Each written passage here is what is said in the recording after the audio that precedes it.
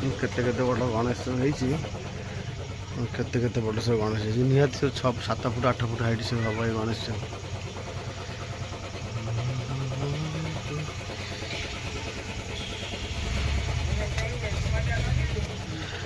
ଇଏ ଗୋଟେ ଗଣେଶ ଦେଖନ୍ତୁ କେତେ ବଡ଼ଟେ ହେଇଛି।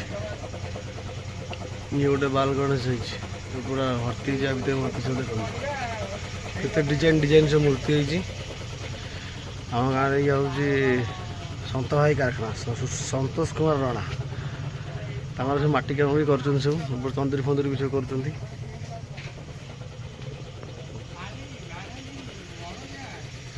ସବୁ ମୂର୍ତ୍ତି ବିଷୟରେ ମୂର୍ତ୍ତି ସବୁ ହେଇଛି।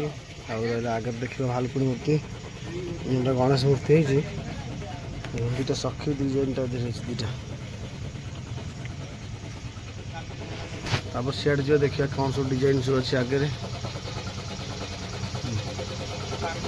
ଇଏ ଗୋଟେ ଗଛ ଦିହରେ ଗୋଟେ ବସିଛି ଗଣେଶ ମୂର୍ତ୍ତି ଦେଖନ୍ତୁ। ଇଏ ଗୋଟେ ଗଛ, ଇଏ ଗୋଟେ ବିଶ୍ୱକର୍ମା ଦେଖନ୍ତୁ ଏପଟେ ରହିଛି। ଏକମାଟିଆ ହେଇଛି, ଏପଟେ ଏକମାଟିଆ ହେଇନି। ଏପଟେ ସବୁ ଗଣେଶ, ଇଏ ଗୋଟେ ବାଲ ଗଣେଶ, ଇଏ ଗୋଟେ ନଡ଼ା ବନ୍ଧା ହେଇଛି, ଫ୍ରେମ୍ ହେଇଛି। ଇଏ ବର୍ତ୍ତମାନ କାମ ଚାଲିଛି ଏପଟରେ, ଏଇଟା ହବ।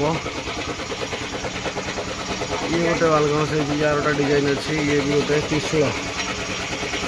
ଆମ ମିସ୍ତ୍ରୀ ବାବୁ ଏଠି ବସିଛନ୍ତି, ସବୁ ମିସ୍ତ୍ରୀ ବାବୁ ବସିଛନ୍ତି ଏଠି।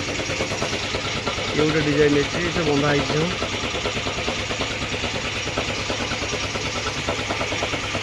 ସେଠି ଆମ ଆଭୁଆ ଭାଇ ଚଟା ତିଆରି କରୁଛି, ରଣ୍ଟି ଯାଉଛି।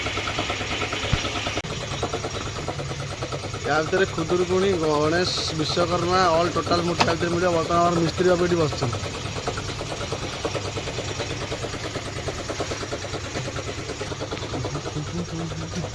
ଆବୁ ଭାଇ ଚଟା ତିଆରି କରୁଛି। ଆଉ ଆବୁ ଭାଇ କେଇଟା ଖଣ୍ଡେ ଚଟା କଲୁଣି?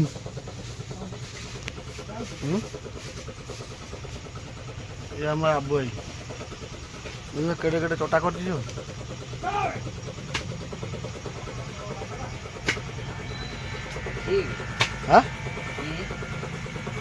କ'ଣ ନାଇଁ ମୋ କିଏ ନୁହେଁ।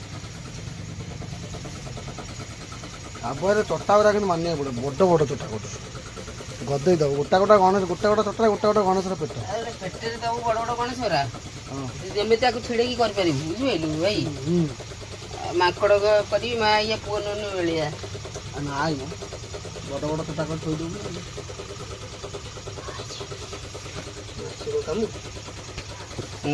ହଁ ଶୁଣ, ମୁଁ 30 ବର୍ଷ ହେଲା କାମ କଲିଣି।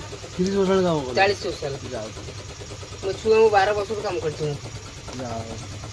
କିନ୍ତୁ ଏରା କ'ଣ ବଳଦି ଖଟଣି ଖଟିବି ବୋଲି ଆଉ ଗଲିନି।